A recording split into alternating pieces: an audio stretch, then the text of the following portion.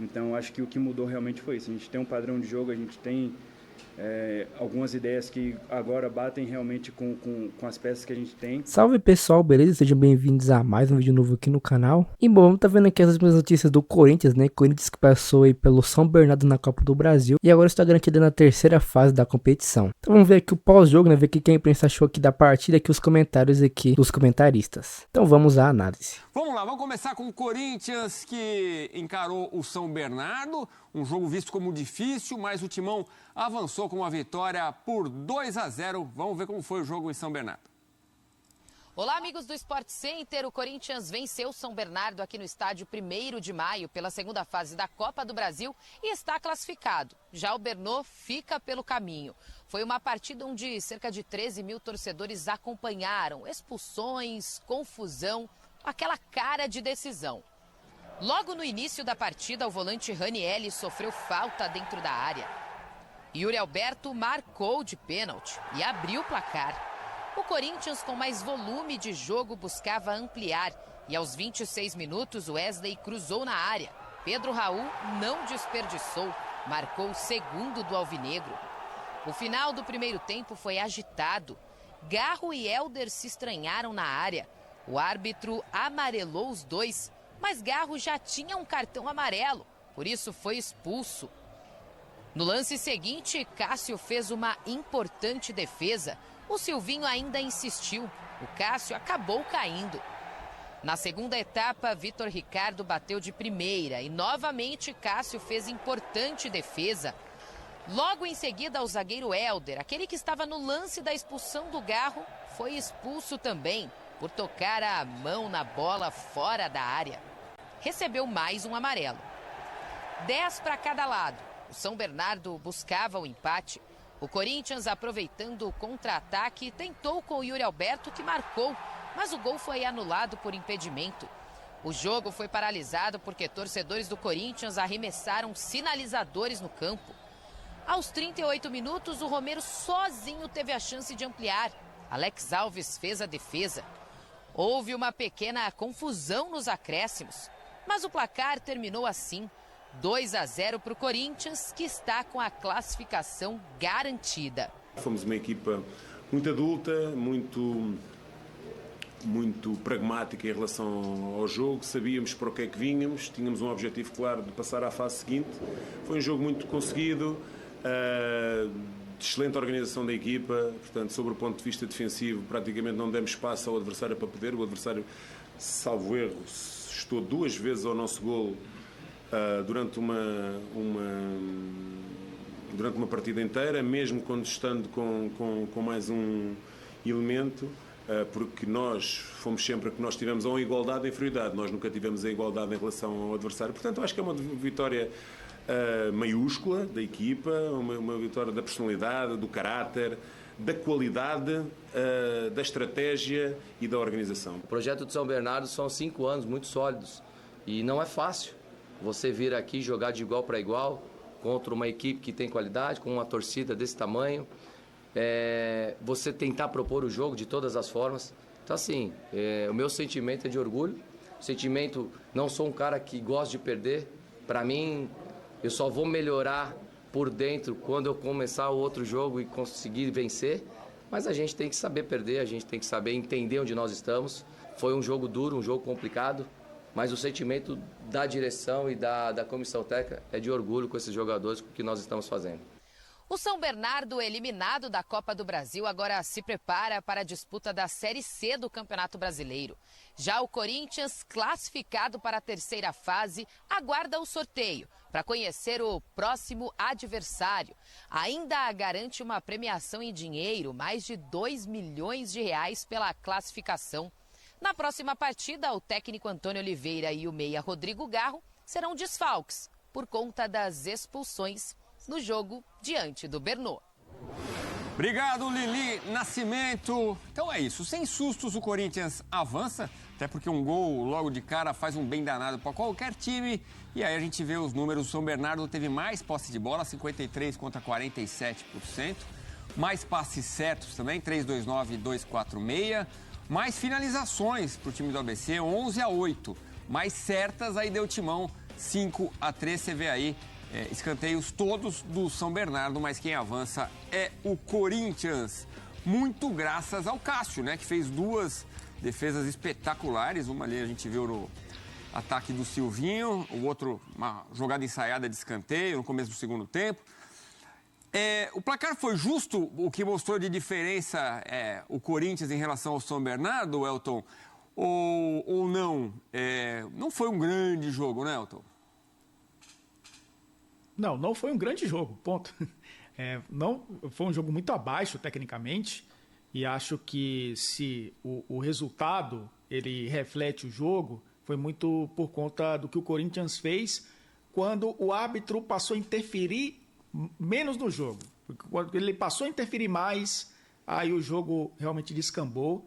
Foi uma arbitragem muito ruim do Braulio Machado, mais uma arbitragem ruim, né, de um jogo no futebol brasileiro.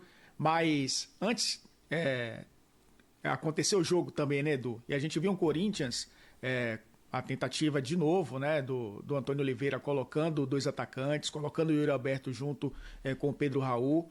O Yuri Alberto até saindo um pouco mais da área, fazendo a função que muitas vezes fez o Roger Guedes, quando o Yuri Alberto jogava junto com ele no Corinthians, né? Saindo um pouco mais da referência.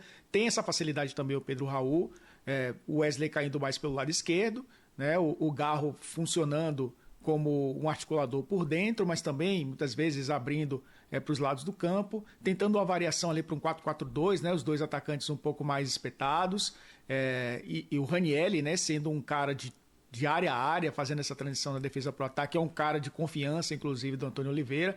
Foi um Corinthians organizado, e uma organização suficiente para vencer o jogo. Se foi uma partida brilhante, não foi, longe disso. Enfrentou o São Bernardo, que fez linha de 5, né, um time que se fechou muito bem, negou espaço para o Corinthians, principalmente no primeiro tempo. Os espaços foram aparecendo à medida em que o jogo ganhava intensidade e os times começavam a ficar cansados, e também com 2 expulsões os espaços aparecem um pouco mais. O São Bernardo nos contra-ataques levava perigo também. O Cássio, como você falou, teve que fazer boas defesas. Uma grande no primeiro tempo, né? Que ele conseguiu pegar um chute do Silvinho. E essa aí? E outras no segundo tempo ali para... essa aí que a gente está vendo, outra para garantir o resultado. Essa mais difícil até, né? No segundo tempo, essa do Ricardo, lateral direito. Mas acabou sendo um jogo que o Corinthians... e a gente falava na quarta-feira, né, Edu? É um jogo que, por ser jogo único, um empate leva para os pênaltis, o resultado vale mais do que o desempenho nessas horas. Porque não dá para você colocar todo o seu repertório em 90 minutos contra um adversário que pode jogar por uma bola e garantir uma classificação, ou levar a partida para os pênaltis e tentar garantir a classificação nos pênaltis. Então valeu muito pelo resultado. Resultado esse que dá confiança para o trabalho do Antônio Oliveira, que vem evoluindo, isso é muito verdade, né? O ambiente, segundo os jogadores, de novo essa história, né? Que o ambiente é melhor, que o ambiente é mais tranquilo, que os jogadores conseguem trabalhar de uma maneira mais tranquila. Então, isso também garante a ele tranquilidade para a sequência do trabalho. E uma classificação importante, o Corinthians precisava chegar à terceira fase da Copa do Brasil. Você falou do ambiente, o gol do Pedro Raul, ele cumprimenta o Romero, que é o jogador a quem ele substituiu, né? Deram um abraço. Cumprimenta o Pedro Henrique, dá para ver um falando pro outro, boa, Xará! Foi no banco de reservas. Então, isso, às vezes um gol faz um retrato de um bom ambiente de um grupo, né, Elton? Sim, e lógico que quando a gente olha para esse Corinthians que tem menos estrelas, você tem o Cássio, você tem o Fagner, você tem o próprio Yuri Alberto, né, que já está aí como uma das referências dessa equipe do Corinthians. E você tem jogadores, Edu, que trazem um pouco mais de frescor esse elenco. Os caras que não estão acostumados com esse ambiente, né? O próprio Ranielli, chega o Rodrigo Garro, né? O Hugo tendo oportunidades na lateral esquerda. O Wesley, que é da base, mas é um jogador que vai aparecendo também tendo oportunidades. Você dá um frescor a esse elenco que também garante um pouco mais de... digamos que equiparação de tamanhos dentro do elenco do Corinthians. E isso é importante também, porque aí você cria um grupo que não é novo, mas é um grupo com novas caras que vai transformando também o ambiente. Isso é muito importante. O Corinthians precisava. A gente falava isso desde 2022. De 2022 para 2023, quando o Vitor Pereira saiu, o Corinthians já precisava de uma reformulação, de uma reoxigenação do elenco, que não fez e que começou a fazer agora. Vamos ver se esse resultado virá em curto prazo. Mas o fato é que há uma evolução, principalmente depois da chegada do Antônio Oliveira. E tem jogador comemorando a chegada do Antônio Oliveira porque mudou. Olha aí, o amado e respeitado Yuri Alberto. Antes e com o novo mister. Então, em 6 jogos ele tinha feito 1 gol só. Agora, em outros 6 jogos, 5 gols. Quer dizer, mudou bem a situação. E você acha que dá liga essa opção de Yuri Alberto com essa vitamina Oliveira ao lado do Pedro Raul? Você acha que é uma boa ideia aí do técnico português ter os 2 atacantes ali lado a lado? Eu acho que para jogos pontuais sim, como era o caso de hoje, Edu. A gente viu o São Bernardo jogar com 3 zagueiros e mais 2 laterais que subiam muito pouco. Você tem um cara de referência que é o Pedro Raul, que tenta segurar um pouco mais o líbero ou sair mais da área, né, para tirar um desses 3 zagueiros ali da referência. E aí ataca o espaço o Yuri Alberto, o próprio Wesley, o Rodrigo Garro. E você tem os laterais, mais o Hugo, né, ultrapassando. O Fagner trabalhando muito mais como um construtor pelo lado direito, mas aí você tem sempre um ponta ali abrindo pelo lado direito. Isso aconteceu no segundo tempo com a entrada do Wesley, inclusive, né, quando o Corinthians estava já com um jogador a menos. O Wesley não, foi o Matheus, aliás, Matheus França, né, o Mateuzinho. O Wesley pela esquerda e o Matheus França pela direita, né? Fez uma dobra ali do lado direito com o Fagner, ele tendo um pouco mais de campo para atacar, né? Mais profundidade. Então, pode acontecer. Eu acho que para situações pontuais como essa que a gente acabou vendo, os 2 podem se entender muito bem. Como muitas vezes, né, o Corinthians jogou com o Yuri Alberto e o Roger Guedes. É claro que o Roger Guedes tem características diferentes das do Pedro Raul, mas uma adaptação ou outra, né, vai ser necessária numa temporada tão longa. Eu acho que é possível que vejamos, né, mais vezes esses 2 jogando juntos. Mas não vejam como uma tendência de princípio, né? O Corinthians jogar sempre com esses 2 jogadores. Mas, a depender da circunstância, como foi contra o São Bernardo, é bem possível. Hoje foram os artilheiros da partida, 1 gol para cada. A gente viu ali o desvio, mais uma vez, do Pedro Raul. Então é isso, Mateuzinho no Flamengo, Matheus França no Corinthians. Opção ali para o Fagner, né, na lateral direita. Aliás, já a gente vai mostrar a cotovelada do Fagner no Silvinho. Pegou, hein? A gente vai falar sobre isso já, as polêmicas de arbitragem. Mas antes, vamos ouvir um dos personagens citados pelo Elton, o Ranielli, que vem crescendo de produção com o já conhecido Antônio Oliveira. A vida dificilmente ela dá oportunidade para a gente corrigir algo, né? E dessa vez ela deu. A oportunidade da gente corrigir o que a gente fez contra o São Bernardo no Paulista veio de novo agora e a gente sabia da importância disso, a gente sabe da importância da competição para o clube, seja financeiramente ou seja para ter calendário. Então, de hoje não podia passar e a gente vem com essa ideia. O Antônio reforçou isso o tempo inteiro, não é mata-mata, é só mata, não vai ter jogo de volta, a gente não vai ter outra chance, então a chance era hoje. E acredito que a gente conseguiu expressar isso dentro de campo e fazer da melhor forma para sair com triunfo. Ninguém está no Corinthians sendo um jogador que não tem que estar lá. Todo mundo que está aqui merece estar aqui, tem uma técnica suficientemente boa para isso. Só que só isso não vale. Eu acho que o Antônio repete todos os jogos, todos os dias praticamente, que quando a gente iguala na entrega contra o nosso adversário, a gente sobressai na técnica. Depois, igualando na entrega, a nossa técnica vai sobressair, depois a gente vai ter vantagem nisso. Então, algo que é inegociável para a gente agora é ter esse padrão de jogo e a gente saber brigar o jogo inteiro, saber guerrear o jogo inteiro, porque a gente sabe que quando tiver com a bola, quando a gente tiver a oportunidade de jogar, a nossa técnica vai sobressair. Então, acho que o que mudou realmente foi isso. A gente tem um padrão de jogo, a gente tem algumas ideias que agora batem realmente com as peças que a gente tem. Eu até comento com os meninos que quando a gente tiver uma semana aberta com o Antônio, e agora vamos ter, sei lá, 2, 3 semanas, é algo que vai ajudar muito a gente, porque eu vivi isso ano passado, eu sei o quanto a gente evoluiu ano passado lá no Cuiabá, quando teve um tempo aberto para treinar. Isso foi muito importante, eu espero que a gente possa assimilar bastante as ideias dele para que possa evoluir ainda mais nosso estilo de jogo. Muitos elogios do Ranieri, que conhecia já o Antônio Oliveira do Cuiabá, então. E a gente vê os números do treinador. 8 jogos, 5 vitórias, 2 empates, 1 derrota. Aproveitamento superior a 70%. A única derrota foi contra a Ponte Preta. Gols marcados 16 pelo Corinthians nesses 8 jogos, ou seja, a média 2 por jogo, e sofreu 6, 0,75. Corinthians que está, então, classificado na Copa do Brasil. Ele falou mais de uma vez a palavra padrão. É isso? Que você também enxerga nitidamente isso? Tem um padrão que com o Mano você não via no Corinthians, Elton? E o jogador falando, né, é sempre importante, porque é o cara que sente o jogo, ele que vive o jogo, né, ele que joga.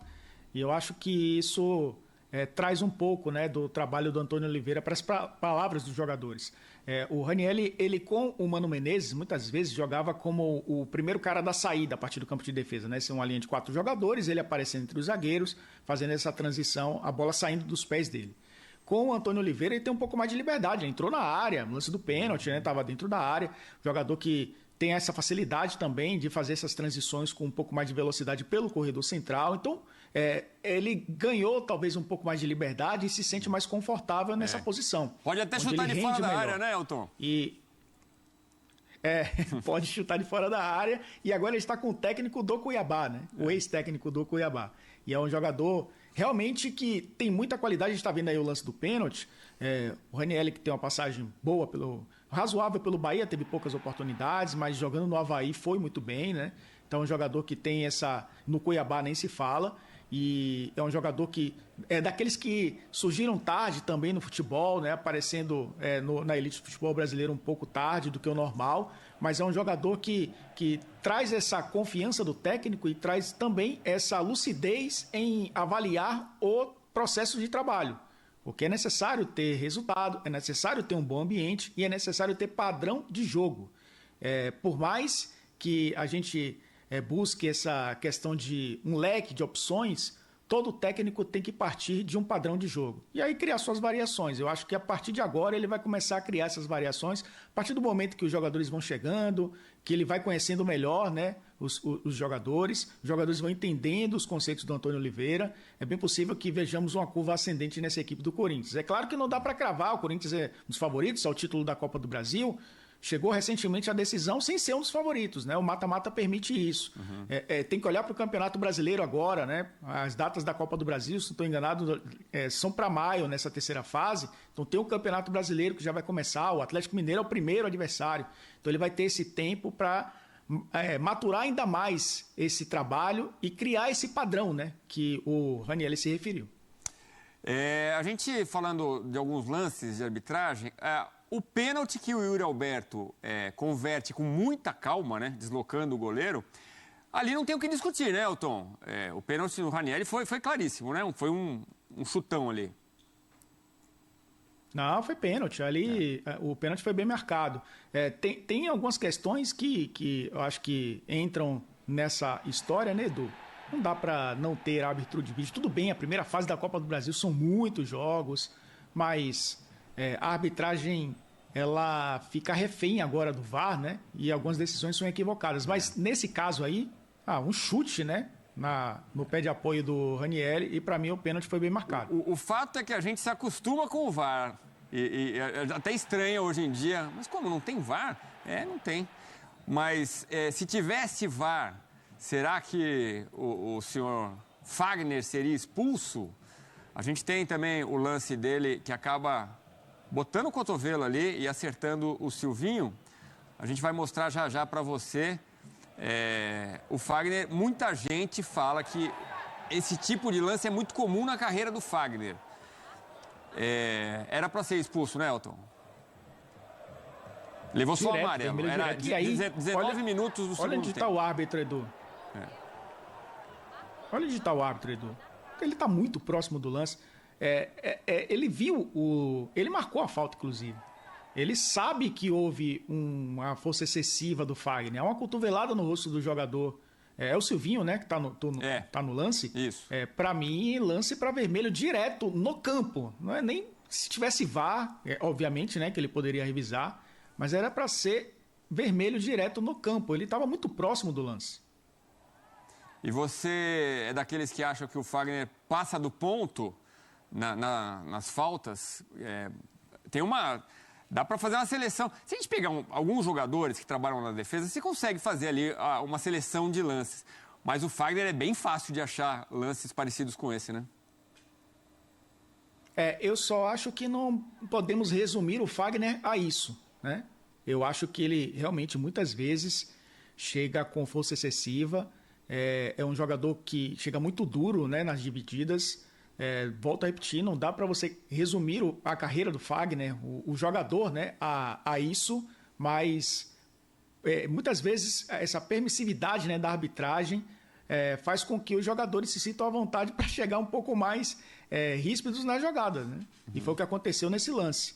Tem alguns lances, sim, na carreira do Fagner que trazem algo parecido, mas não resume a carreira do Fagner. Mas nesse lance, tratando desse lance específico, era para ter sido expulso com vermelho direto.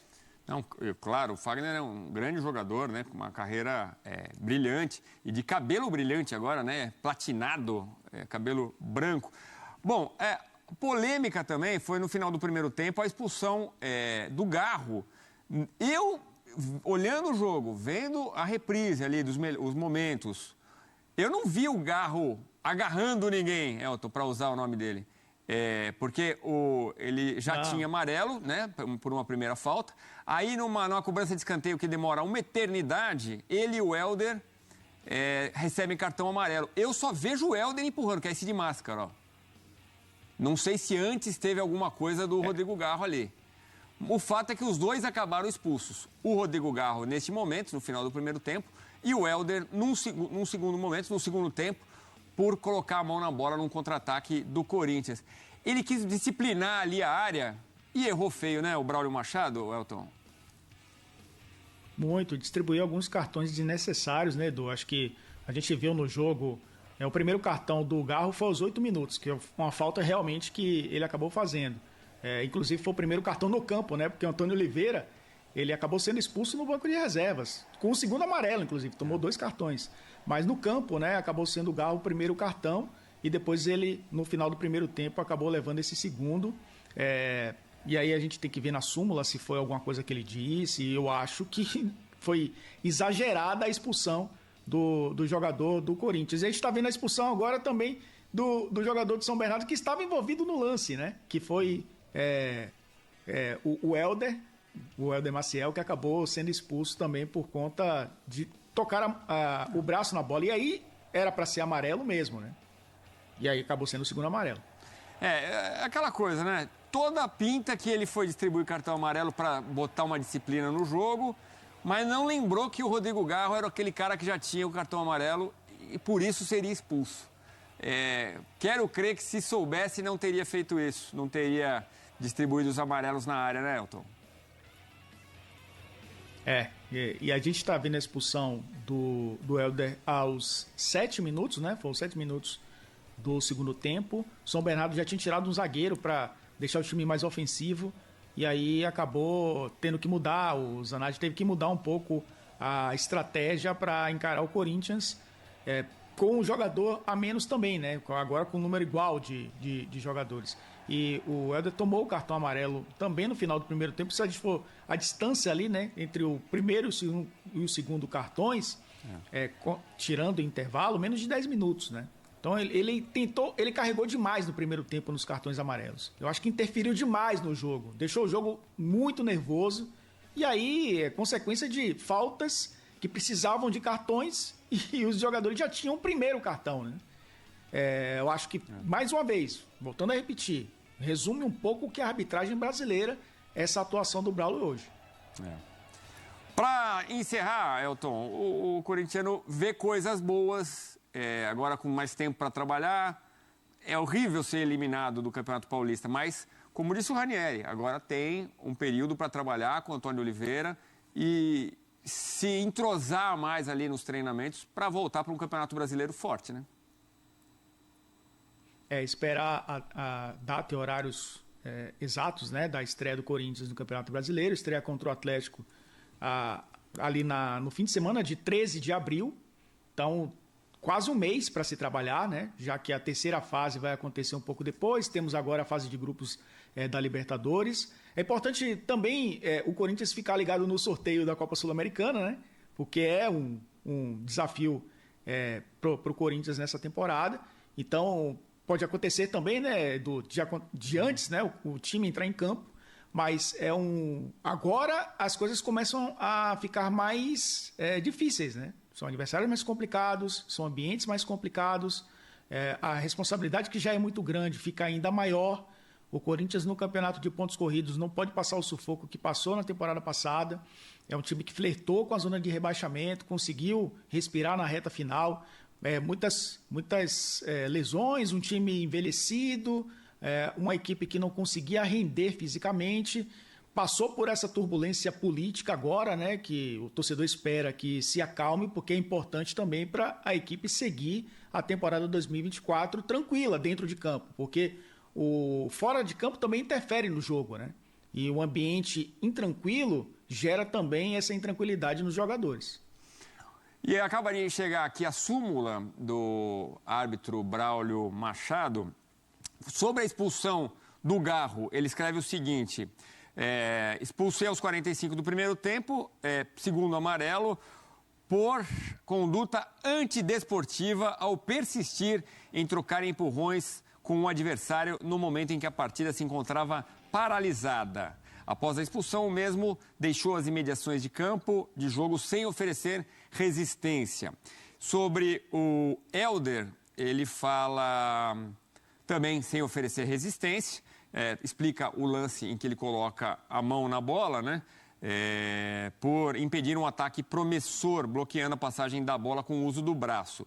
E sobre o Fagner, subindo aqui, Fagner conserva Lemos, cartão amarelo, que a gente chegou aqui a dizer que ele merecia o vermelho pela cotovelada, golpeou um adversário de maneira temerária na disputa da bola e por isso levou o cartão amarelo. Foi essa a justificativa, então, do Braulio Machado. Então, disse que houve trocas de empurrões. Repito, eu só vi o Garro sendo empurrado. Claro que podia ter, em algum momento antes ali, ter tido uma troca de empurrões que a gente não viu. Então é isso, pessoal. Espero que vocês tenham gostado do vídeo. Se você gostou do vídeo, deixe o like, se inscreve no canal caso você não seja inscrito, beleza? Então é isso, pessoal. Valeu, falou e fui. Até a próxima.